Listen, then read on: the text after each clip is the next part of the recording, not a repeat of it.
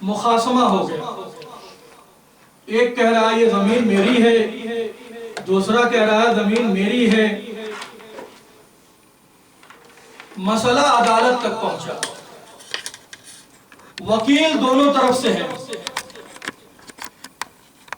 دونوں اپنے اپنے موکل کے دلائل کو رکھ رہے ہیں. تو اب یہاں پہ جو دلائل رکھے جائیں گے کھیتی کے حوالے سے، تو یہ دیکھا جائے گا کہ کس کے پاس زمین کا کاغذ موجود ہے، کس کے پاس زمین کا کاغذ موجود نہیں ہے. اگر دونوں زمین کے کاغذات لا کے وکیل کو دے دیے ہیں تو یہ دیکھا جائے گا کہ کس کا کاغذ زیادہ پرانا ہے، جس کے پاس سے یہ چلی آ رہی ہے. کہیں ایسا تو نہیں کہ بیچ میں دوسرے نے کچھ گھپلا کیا ہو اور اس نے کہیں سے فراڈ کر کے ایک کاغذ بنوا لیا ہو. تو اگر کھیت کا مسئلہ آ جائے، زمین کا مسئلہ آ جائے، تو وہاں پہ دلائل رکھنے کے طریقے الگ ہوتے ہیں. زمین پشتہا پشت سے کس کے ذمے میں تھی، کون اس پہ کھیتی کر رہا تھا، کون اسے جوت رہا تھا، کون اس پہ زراعت کر رہا تھا، یہ ساری چیزیں عدالت میں مہم مانی جائیں گی اور جج اس پہ غور کرے گا. لیکن عزیزان گرامی، کسی شارع عام پہ قتل ہو جائے اور یہ مسئلہ بھی اسی عدالت میں جائے تو کیا جو پیمانہ ہم نے کھیتی کے فیصلے میں رکھا تھا وہی پیمانہ یہاں پہ بھی لگایا جا سکتا ہے؟ عقلاً محال ہے. عقل یہ فیصلہ نہیں کرتی ہے کہ جس فیصلے کے تحت آپ نے عدالت میں جج کے سامنے اپنی کھیتی کے ثبوت کے لیے دیے تھے وہ قتل کے سلسلے میں نہیں دیے جا سکتے. اب وہاں پہ ضروری ہے کہ یہ دیکھا جائے موقع واردات پہ کون لوگ موجود تھے. موقع واردات پہ بھیڑ اکٹھا تھی، 5 تھے، 10 تھے، سب کو نامزد کیا جائے. سب کو نامزد کرنے کے بعد ایک ایک کی بمبئی کی زبان میں کنڈلی نکالی جائے. سب کا پچھلا گزشتہ جو ریکارڈ ہے وہ نکالا جائے کہ بھائی یہ آدمی موقع واردات پہ تو تھا لیکن پولیس اسٹیشن میں اس کے خلاف کسی طریقے کی کوئی چارج شیٹ نہیں ملتی. تو ہو سکتا ہے یہ بھیڑ کے ساتھ وہاں پہ صرف رہا ہو لیکن قتل میں ملوث نہ رہا ہو. جب ایک ایک کو آپ دیکھنا شروع کریں گے اور اس میں کوئی ایک ایسا مل جائے کہ جس کے اوپر پہلے سے کئی مقدمے چل رہے ہوں، پہلے سے کئی اعتبار سے وہ جیل جا چکا ہو، اس کے ساتھ کئی بار ایسے مسائل ہو چکے ہوں.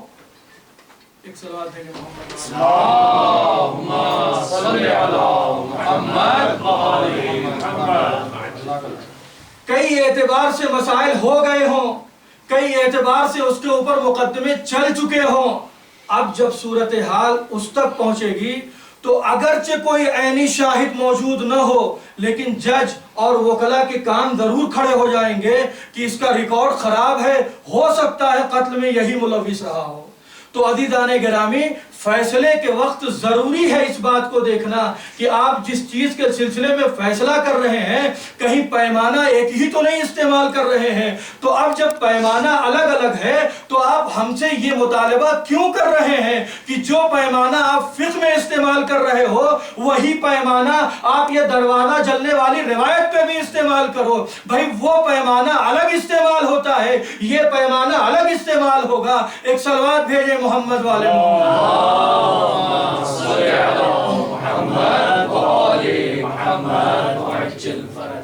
تو عزیزان گرامی، اب مسئلہ یہاں آتا ہے کہ اگر ہم تک کوئی بات آئی ہے کہ کچھ لوگ دروازے پہ آگ اور لکڑی لے کے آئے تھے تو اب آپ ہم سے یہ نہ سوال کیجئے کہ جس راوی کے ذریعے سے آپ یہ باتیں کر رہے ہیں وہ راوی صحیح تھا یا صحیح نہیں تھا. یہ ہم بعد میں باتیں کریں گے. اس سے پہلے ہم یہ دیکھیں گے کہ آنے والے مجمع کی کیفیت کیا تھی، جو لوگ اس بھیڑ میں شامل تھے ان کا ریکارڈ کیا تھا. اگر ان کا ریکارڈ ایسا ملا جس میں وہ پہلے سے ہی مجرم ثابت ہوں تو پھر ہم کو اس ثبوت کی ضرورت نہیں پڑتی ہے کہ راوی صحیح تھا یا راوی صحیح نہیں تھا. تو عزیزان گرامی، ابن ابی الحدید معتزلی، آپ نام سے واقف ہو گئے ہیں، بالکل کھل کے میں باتیں نہیں کر رہا ہوں. ابن ابی الحدید معتزلی راقم ہے. غور سے سنیے گا اس روایت کو، پورا مسئلہ اسی پہ کھڑا ہوا ہے. ابن ابی الحدید معتزلی کہتا ہے کہ ایک مرتبہ جب ابھی تمام لوگ اسلام لے کے نہیں آئے تھے تو یہ دوسرے صاحب خبریں ملی کہ ان کے بہن کے گھر سے کچھ آوازیں آ رہی ہیں کہ وہ لوگ اسلام کی طرف جھکاؤ پیدا کر رہے ہیں. یہ صاحب تنتناتے ہوئے اپنی بہن کے گھر گئے، دروازہ کھلوایا، اندر پہنچے، کہا میں یہ کیا سن رہا ہوں، یہ کیسی چمی گوئیاں ہیں مدینے کے اندر، یہ سب کیا ہو رہا ہے؟ میں سن رہا ہوں کہ تمہارا جھکاؤ اسلام کی طرف ہو رہا ہے. بہن ڈر گئی. لیکن میں یہاں پہ ایک جملہ یہ کہنا چاہتا ہوں، شاید وہ اور پہلے سے جانتی تھی، اس لیے وہ فوری طور پر پہچان گئی کہ آنے والا جس انداز میں آیا ہے یہ خطرناک ثابت ہو سکتا ہے، کیونکہ اس کا بچپنا گزرا ہے اس کے ساتھ. وہ ڈر گئی، کہا نہیں ایسی کوئی بات نہیں ہے، یہ کس نے چمی گوئیاں کی ہیں، یہ کس نے چاپلوسی کر دی آپ سے، ایسی تو کوئی بات نہیں. لیکن شوہر بہادر تھا، تھوڑا دور پہ تھا. وہ کہنے لگا کہ بھائی مسئلہ کیا ہے، ہم کو یہ دین صحیح لگا تو ہم اس کی طرف اپنے دل میں رجحان پیدا کیے. عزیزو، ابن ابی الحدید معتزلی کہتے ہیں کہ یہ سننا تھا کہ وہ صاحب اپنی جگہ سے چھلانگ مارتے ہوئے اس کے پاس پہنچے اور پٹک کے اس کے سینے پہ سوار ہو کے اپنی تلوار کو اس کی گردن پہ رکھ دیا، اور رکھنے کے بعد جیسے ہی چاہتے ہیں کہ کچھ گزند پہنچائیں، کچھ ضرب لگائیں، بہن آگے بڑھتی ہے اور جانے کے بعد چاہتی ہے کہ اپنے شوہر کو اپنے بھائی سے جدا کرے، نجات دلائے. ابھی یہ اتنی کوشش میں جھکی ہی تھی کہ اتنا زور کا تماچا پڑا کہ اس کے گالوں سے خون رسنے لگا. عزیزو، اب آپ نے غور فرمایا، جو شخص مزاجن اتنا زیادہ خطرناک ہو کہ نہ اسے اپنے بہن کے گھر کی پرواہ ہے، نہ اپنے بہن کے سہاگ کی پرواہ ہے، نہ اپنے بہن کے شوہر کی پرواہ ہے، جو شخص ایسا ہو جس کے لیے احترام نسواں کوئی مسئلہ نہیں رکھتا، جس کے لیے عورت پہ ظلم کرنا کوئی مسئلہ نہیں رکھتا، جب ہمارے سامنے تمہاری ہی کتابوں سے ایسی روایتیں ملیں گی تو ہم کہیں گے جو مجمع گیا تھا اس نے جلایا ضرور ہوگا. ایک صلوات بھیجیں محمد والے محمد. اللہم صلی علی محمد والے محمد وعجل فرجہ. تو جو مجمع آیا تھا، جب اس میں افراد ہم کو ایسے نظر آئیں گے تو پھر ہم اپنا سینہ ٹھونک کے کہیں گے کہ جو افراد آئے تھے وہ لامحالہ غلط ارادوں سے آئے تھے، اور بالکل اپنے ارادوں میں جو لے کے آئے تھے اسے انجام دیا. ابن ابی الحدید معتزلی یہی نہیں رکتے ہیں، آگے بڑھتے ہیں. کہہ رہے یوم البیعہ، یعنی بعد وفات رسول، جب بیعت لی جا رہی تھی، یوم البیعہ کے یوم البیعہ کچھ لوگ انکار کر دیے. انہی میں سے جناب مقداد کا نام بھی ہے. ابن ابی الحدید معتزلی کہتے ہیں کہ اگر یہ صاحب نہ ہوتے تو کسی کے بھی بس میں یہ نہیں تھا کہ ایک حق کو صاحب حق سے چھین کے کسی اور کو دیا جا سکتا. کیوں؟ کیونکہ یہ اس بھیڑ میں موجود تھے. سب پہ خوف طاری تھا، سب ہراساں تھے. وہ جانتے تھے ادھر لب کشائی ہوئی، ادھر گردن زدنی ہوئی. لیکن اس میں بھی کچھ افراد تھے، سعد بن عبادہ، مقداد اور کچھ جو شریکی نہیں تھے، جس کی وجہ سے یہ لوگ دروازے تک گئے. ابن ابی الحدید معتزلی کہتے ہیں کہ مقداد نے جیسے ہی انکار کیا، یہ صاحب فوری طور پر پھر چھلانگ مارے، جناب مقداد کو زمین پہ گرایا، مقداد کے سینے پہ بیٹھے. یہاں پہ ابن ابی الحدید معتزلی کہتے ہیں صرف دھمکایا نہیں ہے، سینے پہ بیٹھ کے فارسی کا جملہ ہے زد و کوب بھی کیا، یعنی صرف سینے پہ بیٹھے نہیں، مارنا بھی شروع کر دیا. یہی حال سعد بن عبادہ کے ساتھ ہوا، اور ان سے اتنی پرخاش تھی اس دن کی وجہ سے کہ ان کو قتل کر کے مانا یہ شخص. تو جب ہمارے سامنے ایسے شواہد موجود ہوں گے، جب ہمارے سامنے ایک آدمی کے گزشتہ ریکارڈ جو سب ہمارے سامنے ہوں گے، تو ہم برجستہ کہیں گے کہ اگر یہ کسی کے دروازے پہ گیا اور ارادہ تھا جلائے گا تو ضرور جلایا ہوگا. اور سب سے محکم دلیل، جو انسان اپنے گھر اور اپنی بہن کی بھی عزت نہ کر سکتا ہو، بہرحال اس کے لیے شہزادی ایک دوسرے گھر کی تھی، جسے وہ ایک عام خاتون سمجھتا تھا.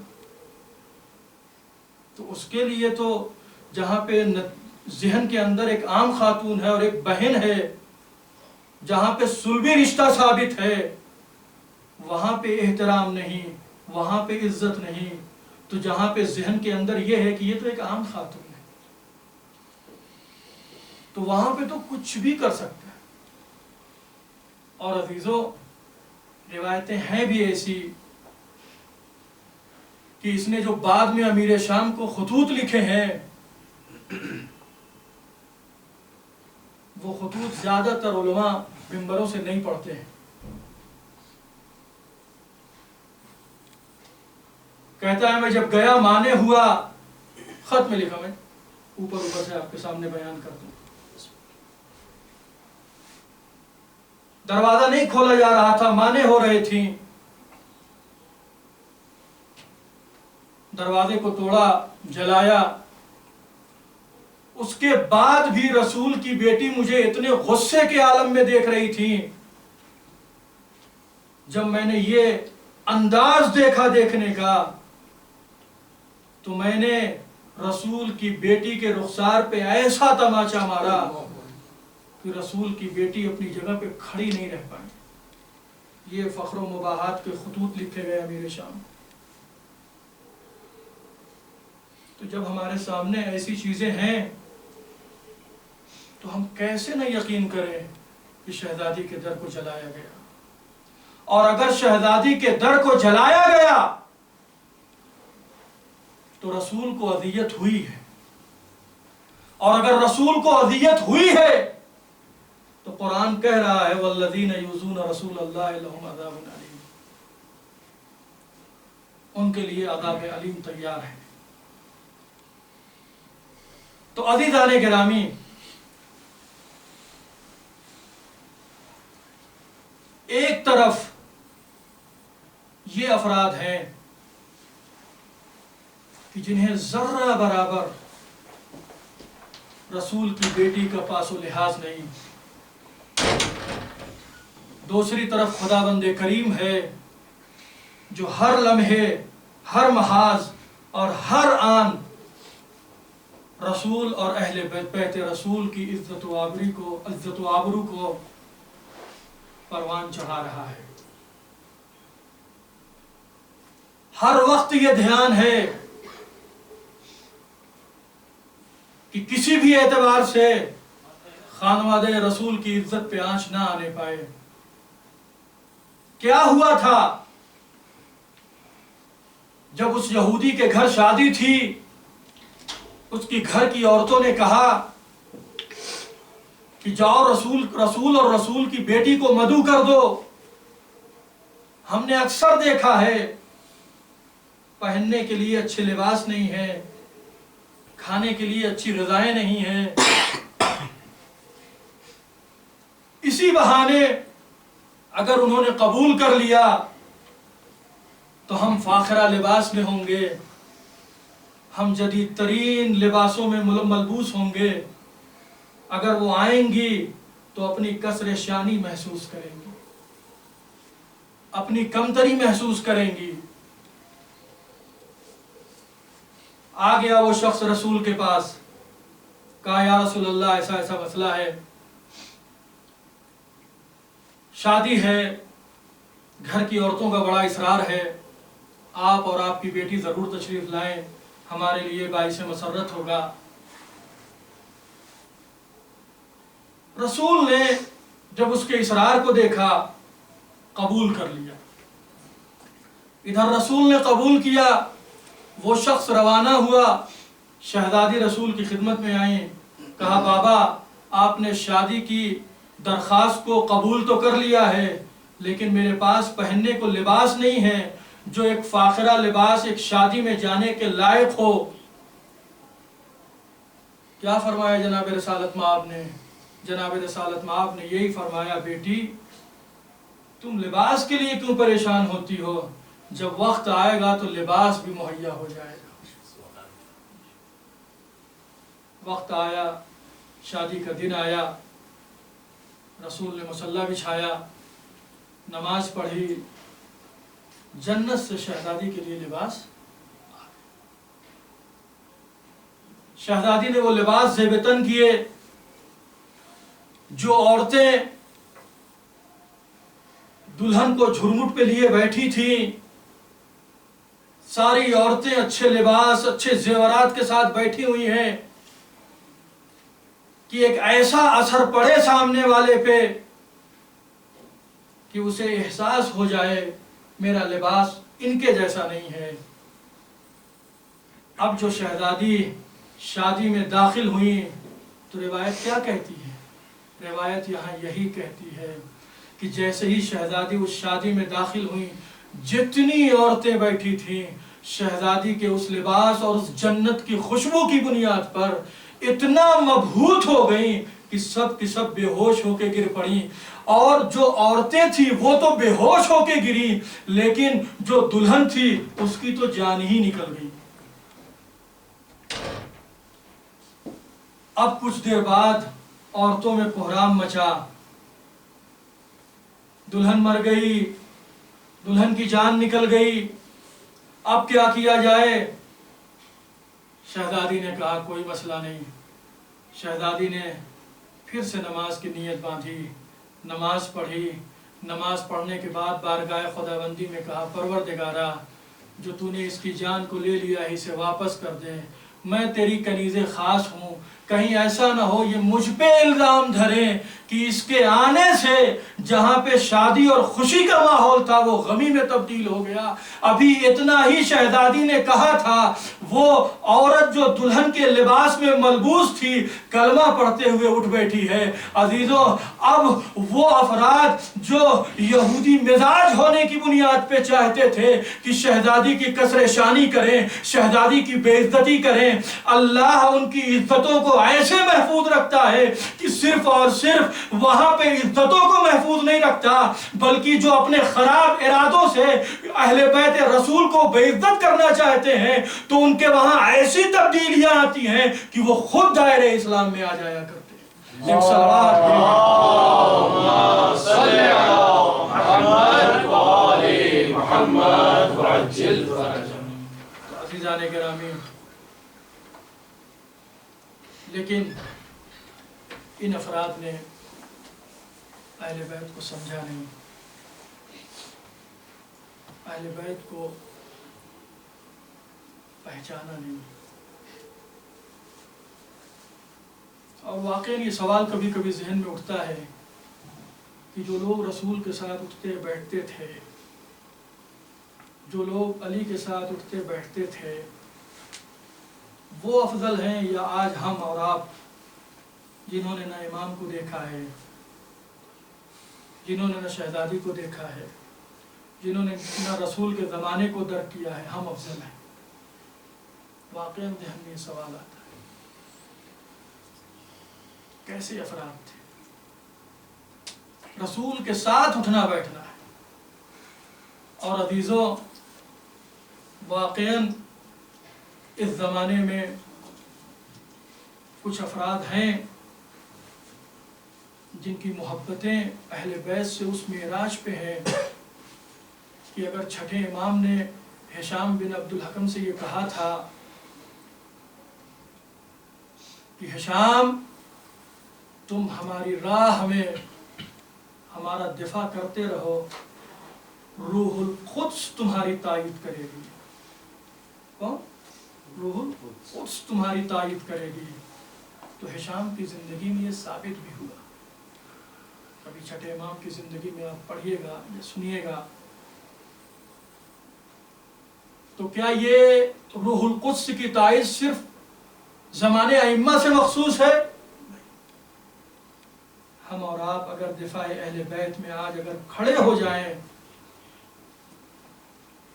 تو ہماری بھی تائید ہوتی ہے روح القدس کے ذریعے سے۔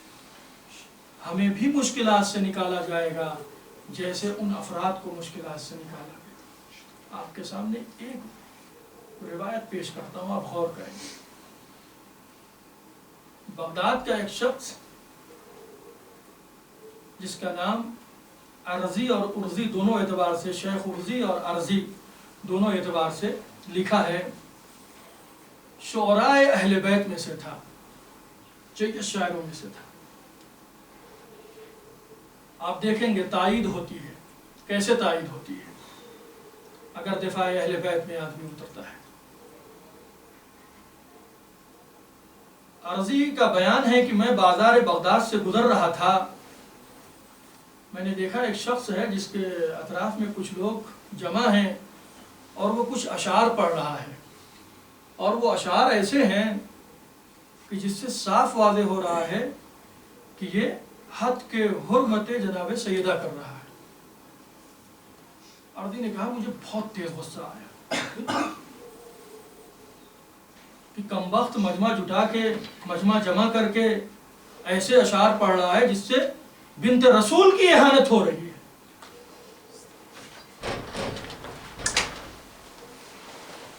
ارزی کہتا ہے کہ میں سوچا آگے بڑھوں اور مجمع سے اس کو گھسیٹوں، اور اس زمانے میں خنجر منجر تو ہوتا ہی تھا، کہا سوچا گھسیٹوں اور یہیں پہ اس کو مزہ چکھا دوں۔ ارزی کہتا ہے پھر میں نے سوچا نہیں، جو افراد کھڑے ہو کے سن رہے ہیں ایسا لگتا ہے ان کے چہروں سے سب اس کے موافق ہیں، کہیں ماحول زیادہ نہ خراب ہو جائے، کوئی ایسا راستہ انتخاب کرتے ہیں جس سے مسئلہ حل ہو جائے اور معاملہ بھی خراب نہ ہو۔ ارزی کہتا ہے میں وہیں کھڑا رہا۔ تھوڑی دیر کے بعد جب وہ اشعار پڑھ چکا، وہاں سے نکلا، بازار ایک دو گلیاں کراس کر کے وہ اپنی دکان تک پہنچا، جھک کے وہ تالا کھول ہی رہا تھا، میں لپک کے تیزی سے گیا اور جانے کے بعد اپنا منہ اس کے کان کے قریب لے کے گیا اور لے جانے کے بعد کہا تمہارے سارے رہنماؤں پہ لعنت۔ وہ پلٹا، وہ سمجھ گیا کہ آنے والا ضرور کوئی اس مجمع میں تھا جسے میری بات پسند نہیں آئی اور وہ اسی بدلے کے لیے میرے پاس آیا ہوا ہے۔ وہ پلٹا حملے کی نیت سے، لیکن اس کے کمر سے لٹکتے ہوئے خنجر کو دیکھ کے تھوڑی دیر کے لیے وہ رک گیا، آگے نہیں بڑھا، اور یہ اپنا کہہ کے تھوڑا، ارزی کا بیان ہے کہ دل میں تھوڑا سکون ہوا، آگے بڑھا۔ اب میں نے یہ معمول بنا لیا، ہر دن صبح بازار میں کھڑا رہتا تھا، جیسے ہی وہ آتا تھا دکان کھولتا تھا، اور میں سیدھے چلا کے کہتا تھا اس کی دکان کے اطراف میں جا کے کہ تمہارے سارے رہنماؤں پہ لعنت، یہ کہتا تھا اور کہہ کے میں اپنا نکل لیتا تھا۔ اسی طریقے سے یہ مسئلہ 40 دن تک چلتا رہا۔ 40ویں دن وہ برداشت نہ کر پایا اور بادشاہ کے پاس چلا گیا۔ کہا بھئی ایک شخص ہے بہت پریشان کیے ہوئے ہیں، جب دکان صبح کھولتا ہوں اس کو نہ جانے مجھ سے کیا پرخاش ہے، کیا دشمنی ہے، وہ اسی ٹائم پہ آتا ہے اور وہ اس طریقے سے کہہ کے وہاں سے روانہ ہو جاتا ہے۔ بادشاہ نے 2 فوجی بھیجے کہ کل صبح، آج تو یہ واقعہ ہو چکا ہے، اس واقعے کے بعد آیا ہے، کل صبح تم اس کی دکان میں تم دونوں رہنا اور دیکھنا کہ یہ شخص صحیح بول رہا ہے یا کسی پہ الزام تراشی کر رہا ہے۔ وہ دونوں فوجی دوسرے دن صبح آنے والے تھے اس کی دکان میں، اور یہ شخص عرضی کا بیان ہے کہ میں جب رات میں سویا، بہت زیادہ جب نیند کا غلبہ ہوا، بالکل نیند میں ہوا، تو میں نے خواب میں کیا دیکھا کہ کوئی بی بی تشریف لائی ہیں اور آنے کے بعد کہتی ہیں یا شیخ غیر کلامک، شیخ اپنے جملوں کو تبدیل کر دو۔ خواب تھا، خواب میں یہ جملہ سنا، صبح ہو گئی، بیدار ہوا۔ جب بیدار ہوا صبح میں تو بھائی روز کا معمول تھا، 41واں دن تھا، میں نکلا اور جب دکان کے قریب ہونا شروع ہوا تو مجھے کچھ چینجنگ نظر آئی۔ کہا کیا؟ کہا وہ چینجنگ یہ تھی کہ مجھے اس دن جو ہمیشہ نہیں دکھتا تھا، اس دن مجھے یہ دکھا کہ آدھی دکان میں پردہ پڑا ہوا تھا اوپر سے، اور آدھی دکان دکھ رہی تھی کہ کھلی ہوئی ہے۔ میرا دماغ ٹھنکا کہ بھائی یہ کیا، 40 دن روز آتا تھا تو پردہ نہیں ہوتا تھا، دکان کھلی ملتی تھی، میں کہتا تھا اور نکل جاتا تھا۔ جب اس کے دماغ میں یہ چیز کھٹکی تو اس کو خواب والی بات یاد آئی کہ اپنے جملے کو بدل دو۔ اب اس نے جو روز کہتا تھا کہ تمہارے تمام رہنماؤں پہ لعنت، آج وہ دور سے کہہ رہا ہے کہ تم اپنے چہرے کو چھپا رہے ہو، تم مجھ سے 4000 دینار لے کے بیٹھ گئے ہو، پردے کے پیچھے چھپ جانے سے میں 4000 دینار تمہارا بھول جاؤں گا۔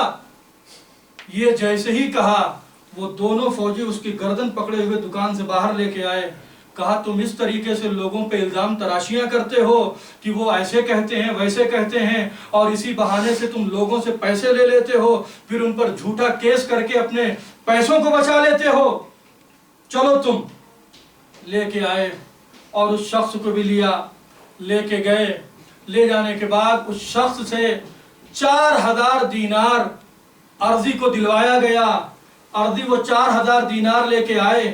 دوسرے دن جیسے ہی صبح نمودار ہوئی، عرضی پھر دکان پہ پہنچ گئے، پھر کہا وہی جملہ، تمہارے سارے رہنماؤں پہ لعنت۔ یہ جملہ جیسے ہی کہا دکاندار بھی کہنے لگا آج ہاں بھائی تم صحیح کہہ رہے ہو، سارے رہنماؤں پہ لعنت۔ کہا بھائی کیوں؟ میں تو 41 دن سے آ رہا ہوں، یہ 42ویں دن تمہارے اندر چینجنگ کیسے آئی؟ کہا بھائی 40 دن سے ان کی میں پیروی کرتا جا رہا ہوں، لیکن نقصان کے علاوہ مجھے کچھ نہیں دکھائی دیتا۔ ایک صلوات بھیجے محمد والے اللہم صلی علی محمد وآل محمد وعجل فرجهم۔ ایک اور صلوات بھیجے اللہم صلی علی محمد وآل محمد وعجل فرجهم۔ تو عزیزان گرامی، اگر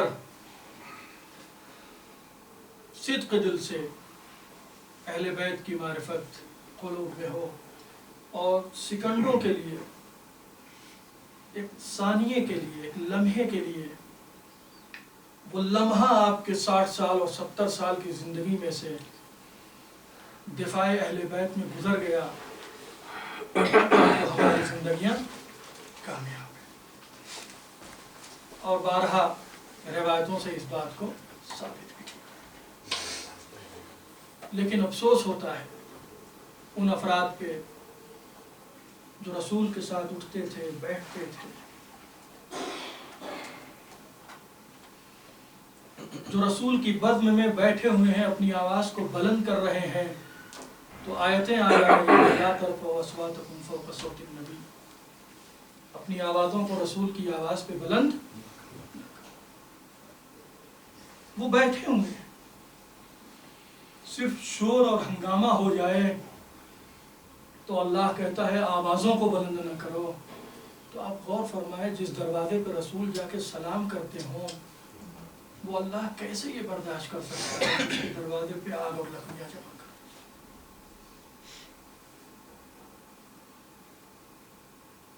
خدا کی قسم ہمارے ذہن قاصر ہیں کہ ان کے دلوں میں کیا چل رہا تھا، ان کے دماغوں میں کیا چل رہا تھا، اور اللہ ان کے ساتھ سلوک کون سا کرنے والا ہے۔ ہمارے دماغ قاصر ہیں اس چیز کو سوچنے سے۔ لیکن عزیزو، آپ تاریخ اسلام اٹھا کے دیکھیے، جہاں پہ کچھ لوگوں نے تو اپنے مستقبل کو سنوارنے کے لیے لوگوں پہ ظلم و تشدد کو روا رکھا، جہاں پہ کچھ لوگوں نے اپنے مستقبل کو تابناک کرنے کے لیے لوگوں پہ ظلم ڈھائے، وہیں عزیزان گرامی تمام تاریخ اسلام یہ بتلاتی ہے کہ ادھر رسول کی وفات ہوئی، ادھر اہل بیت کو اپنا مستقبل تاریک نظر آنے لگا۔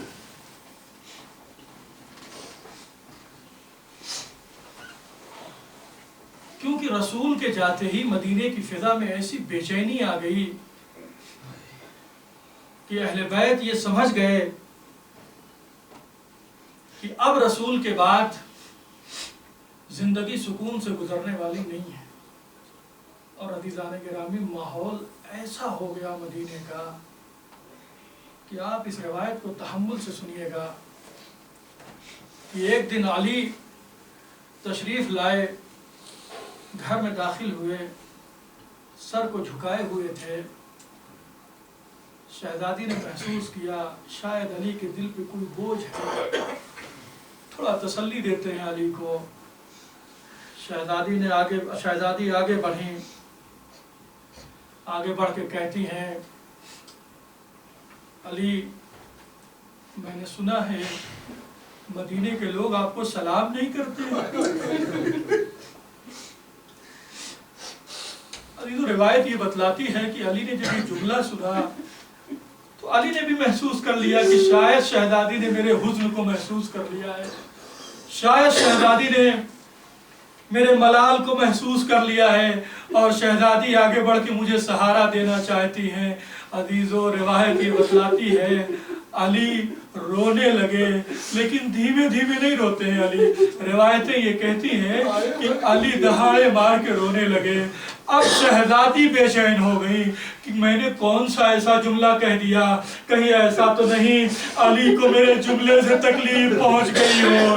میں اپنے بابا کے سامنے کیسے منہ دکھاؤں گی کہ میں نے اپنی زندگی میں علی کو تکلیف پہنچائی۔ یہ جیسے ہی خیال آنا تھا، شہزادی آگے بڑھی اور سہارا دینے لگی۔ اے علی، ارے آپ روئے نہیں، اگر مدینے کے لوگ سلام نہیں کرتے ہیں تو کیا ہوا؟ ہمیں تو اللہ کا رسول سلام کرتا تھا، ہمیں تو اس کے ملائکہ سلام کرتے ہیں، ہمیں تو اللہ اپنی طرف سے سلام بھیجواتا ہے۔ اب جو علی نے یہ محسوس کیا، شہزادی سہارا دینا چاہ رہی ہیں، ایک مرتبہ علی کہتے ہیں بی بی، ارے مجھے رونا اس بات پہ نہیں آ رہا کہ مجھے رونا اس بات پہ نہیں آ رہا کہ مدینے کے لوگ مجھے سلام نہیں کرتے۔ اے بی بی، ارے مجھے رونا تو اس بات پہ آ رہا ہے میں سلام کرتا ہوں اور مدینے کے لوگ مجھے جواب نہیں دیتے۔ عزیزو، آپ نے محسوس کیا کیسا ماحول ہو گیا تھا مدینے کا۔ عزیزو، آپ نے اور ہمارے انڈیا اور پاکستان میں بھی اور تقریباً عرب میں بھی یہ ریت اور رسم پائی جاتی ہے کہ اگر کسی کے گھر میں کوئی میت ہو جائے تو اس کے گھر 3 دن تک کھانا نہیں بنتا ہے۔ ہاں، पड़ोसी और रिश्तेदार खाना लेके आते हैं अजीजों। और यही रीत और रिवाज को जनाब रिसालत मआब ने जनाब हमजा की शहादत के वक्त मदीने में रखा था। ये सुन्नत नबविया है कि मरने के बाद किसी के घर में खाना नहीं बनता, बल्कि 3 दिन तक पड़ोसी और रिश्तेदार खाना लेके आते हैं। जैसा कि जनाब रिसालत मआब ने हमजा की शहादत पे मदीने में किया था कि तमाम अहले मदीना से कहा था 3 दिन तक हमजा के घर खाना पहुंचाया जाए। अजीजों, ये रिवायत और ये रीत मौजूद थी मदीने के अंदर, लेकिन अजीजों मदीने के लोग क्या देखते हैं कि अभी आज ही रसूल का जनाजा दफन हुआ है और मदीने के लोग जो शहजादी के घरों से दूर थे उन्होंने क्या देखा कि शहजादी के घर से धुआं उठ रहा है। लोग आपस में बातें करने लगे, अरे भाई जिसके घर से रस्मो रवाज चला है कि मैयत के घर खाना नहीं बनता, आखिर शहजादी ने कैसे चूल्हा जला दिया है। चलो जरा चल के देखते हैं कि शहजादी ने अपने घर में चूल्हा कैसे जलाया है। अजीजों, अब जो मदीने के लोग उमड़े हैं तो क्या देखते हैं, एक भीड़ इकट्ठा है और उन्होंने शहजादी के दरवाजे पे आग और लकड़ियां जमा कर दी है, जिसमें ऐसी आग लगाई गई है जिसका धुआं दूर दूर तक फैलता जा रहा है और किसी बीबी की आवाज दरवाजे के पीछे से आ रही है, अरे तुम उस दरवाजे को जला रहे हो जो मोहब्बते मलाइका है, जो मादने रिसालत है। अरे क्या तुम्हें थोड़ी भी गैरत नहीं है, तुम रसूल की बेटी के दरवाजे को जलाते हो। अजीजों, जो बिफरा हुआ मजमा था, जो इस मजमे का कायद था, वो बरजस्ता कहता है हमें अली हर हाल में चाहिए, चाहे दरवाजा जलाया जाए, चाहे दरवाजा तोड़ा जाए। अजीजों, अब जो शहजादी ने महसूस किया कि दरवाजे के बाजू कमजोर हो गए हैं, कहीं ऐसा ना हो कि कोई धक्का दे तो वो दरवाजा टूट जाए, शहजादी ने अंदर से दबाव दिया, सहारा दिया ताकि दरवाजा आराम से टूटने न पाए। जज़ाकुमुल्लाह खैरल जज़ा। अजीजों, रिवायत ये बतलाती है कि अब जो बाहर का मजमा था, जो कायद था, उसका खुद का बयान है, मैंने उस जोर की लात उस दरवाजे पे मारी है कि दरवाजे के पाट खुल गए।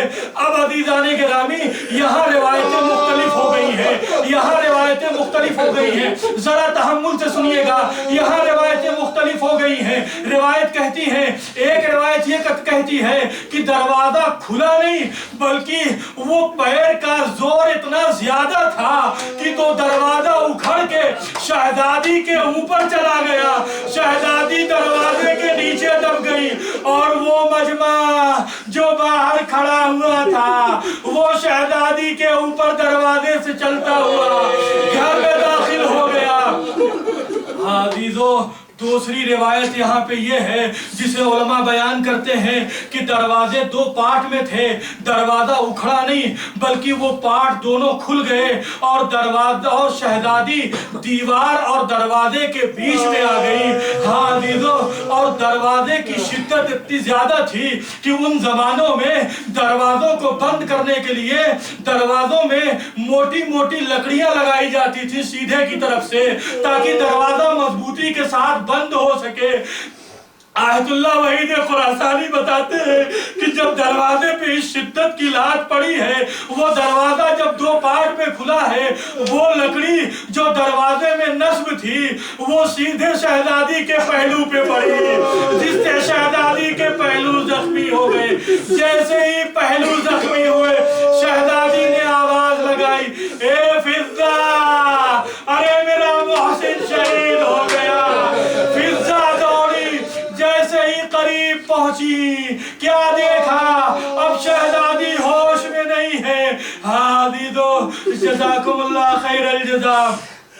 अज़ीज़ाने मोहतरम, आप तवज्जो से सुने और तसव्वुर करें, وہ شہزادی جس کی پسلیاں ٹوٹ گئی ہیں، جس کا محسن شہید ہو گیا ہے، جو اس ضرب کو برداشت نہ کر سکی، جو اس مصیبت کو برداشت نہ کر سکی اور بے ہوش ہو گئی ہے، آپ غور کریں گے اور ذرا اپنے دل میں سوچیں گے اور تصور کریں گے کہ شہزادی کیسی حامی ولایت ہے۔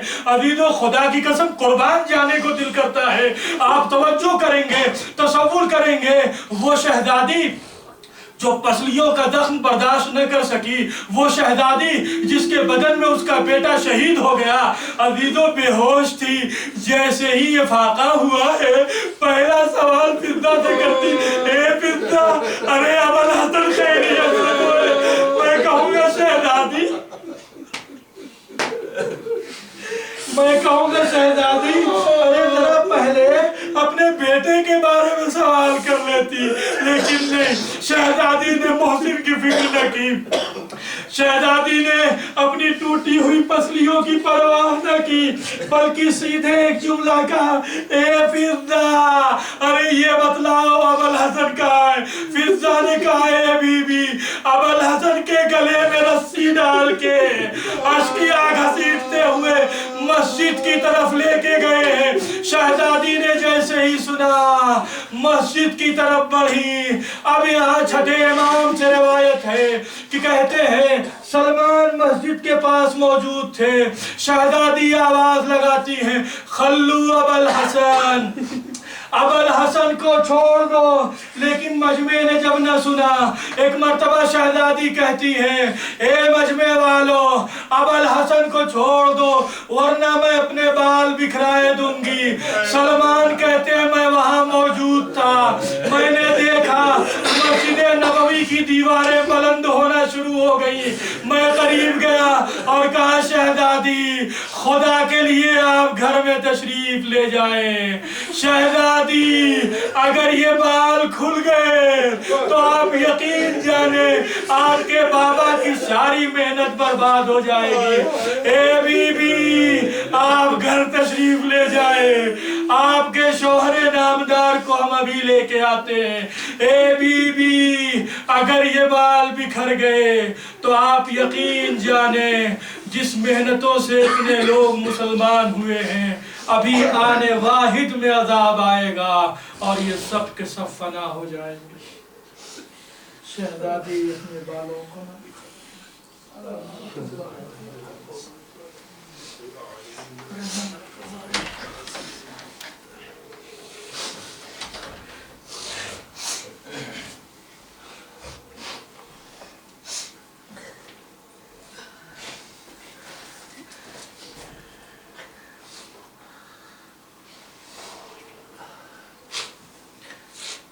تجھے واسطہ محمد والی محمد کا میں اس میں سچی بات کو قبول تجھے واسطہ محمد والی محمد ہم میں سے جو بھی بیمار ہیں ان کو شفا قابل واجب تجھے واسطہ محمد والی محمد ہم میں سے جو بھی حج و زیارات کے مشتاق ہیں ان کی دلی تمناؤں کو پوری حاضر مجلس و دنیا کے جس کونے میں بھی محبان اہل بیت ان کے جانوں مالوں کے ثوابوں کی حفاظت فرما۔ پروردگار، آخر میں سب سے بہترین دعا تیری بارگاہ میں یہ ہے، منتقل خون زہرا، منتقل خون کربلا کے ذکر و تعجیل فرما۔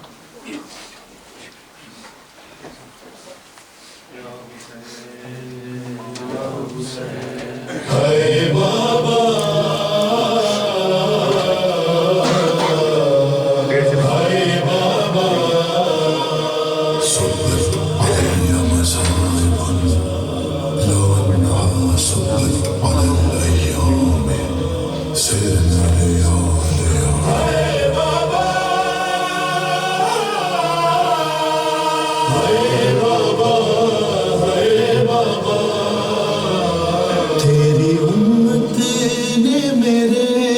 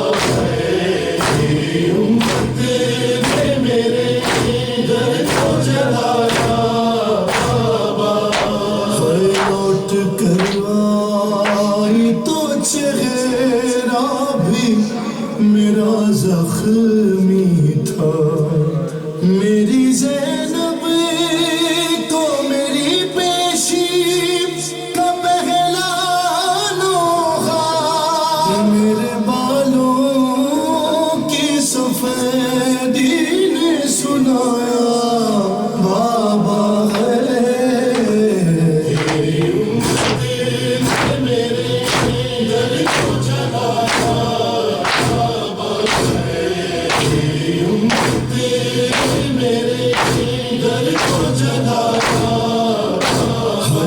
چلے بنا کر دو علی کو دشمن میں نے چھوڑا نہیں ہے کہ اب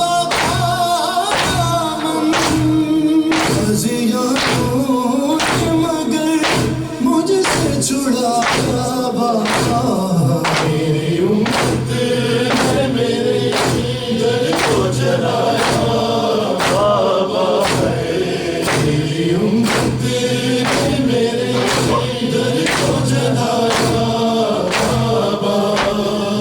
بیٹھ کر پڑھتی ہوں مشکل سے نماز شب بھی پھر بھی عباس کی خلقت کی دعا بھولی نہیں جب بھی زخمی ہاتھوں کو اٹھایا بابا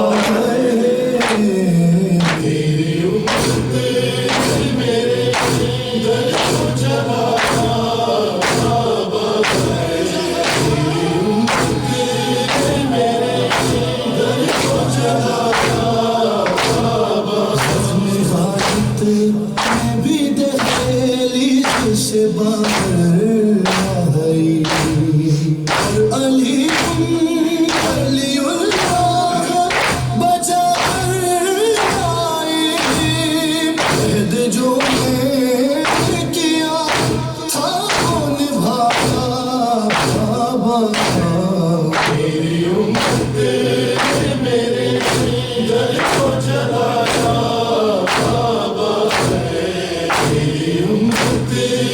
میرے دل کو جلایا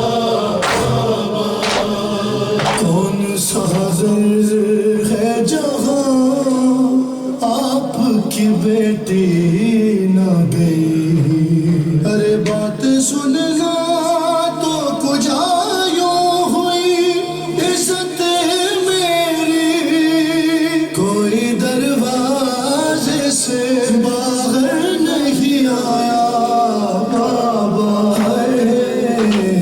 میری امت نے میرے دل کو جلایا بابا میری امت نے میرے دل کو جلایا بابا خود یہ دیکھا تیرے شہر کی دیواروں نے ایسی غربت تھی کہ ہاتھوں میں ستمگاروں نے اسی آنکھ کے حیدر کو پھرایا بابا میری امت نے میرے دل کو جلایا بابا میری امت نے میرے دل کو جلایا جس جگہ آپ نے رک رک کے اجازت مانگی وہاں گستاخ مسلمانوں نے بیعت مانگی پر کوئی شعلے تو کوئی لکڑیاں لایا بابا میری امت میرے دل کو جلایا بابا میری